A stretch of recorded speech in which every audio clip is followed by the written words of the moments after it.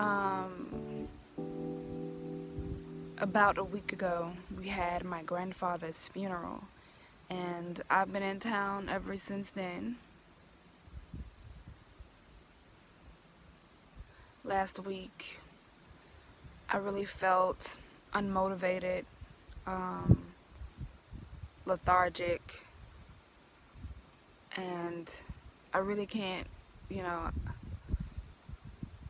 I guess the word might even be a little depressed, but I think depression lasts for a long time. This was only about a week, and basically, I just I couldn't see where what I was doing was affecting anyone or helping anyone. Um, I didn't see where there would be immediate results, where I could see right before my eyes, and I kind of felt like,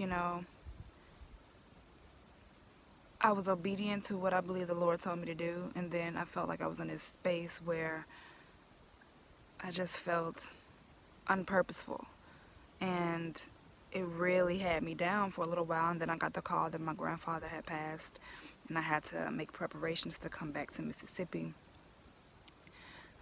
Being home in Mississippi always revitalizes me. Being around family, my aunts, uncles, my grandparents, well, my grandmother now, my cousins, and working in my mom's business, which is a service-based business where I get to spend time with other people, and it's really feeding to your soul and to your spirit. But whenever, well, in general, period, but whenever I'm on the land, I always think about how my grandfather, my grandmother, my aunts and uncles were up before the sun working in the fields or working on the farm, how they had to walk miles to school, then had to walk miles home from school, then worked until the sun was down. And they did this for years, worked extremely hard, only went to school for 3 or 4 months and worked really, really hard. And I think about how I never had to work that hard, how my mother, even to this day, works hard, how even after being retired, she still works extremely hard, how my grandfather worked until he could not work anymore, and when he couldn't work anymore, he still was trying to work. I just think about all that, and then I think about how all last week my motivation was completely gone, and I didn't want to do anything. And my whole life, I had things way easier. Things were handed to me. I watched people not care about education. I watched people take for granted the things that they had been given, and even myself took for granted things that I had been given, privileges that I had, that people that came before me didn't have. Almost everyone in my family was an educator. My great-grandfather graduated from college when he was 60 something years old. He had to ride a mule to school 15, 16 miles up and down hills to go to college. My great aunts were educators. Education in my family has been very important. And then I look at the generations now and I see that, people don't care.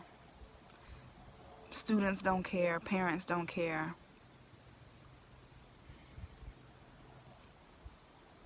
The system doesn't care.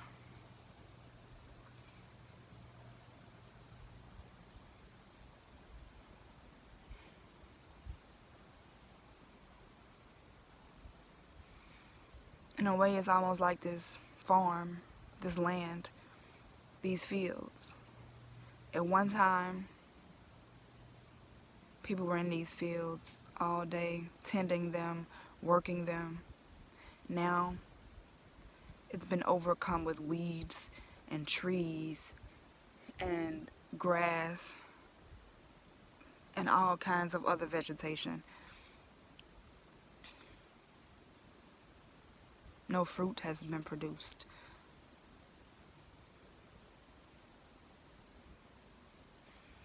These are the things I think about how my life could be fruitful and how I attach my worth, my self-worth to what I'm doing and how I'm serving others.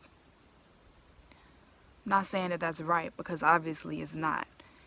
I don't think it's wise to attach your self-worth to what you do, to anything that's external. Because when those external things are gone, then what do you have left?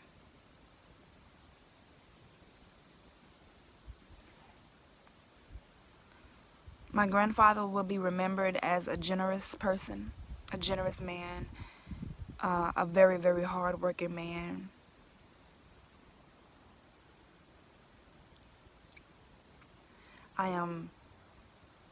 I feel so blessed to have gotten a chance to know my grandfather, and I know my grandmother, and I still have time with my family.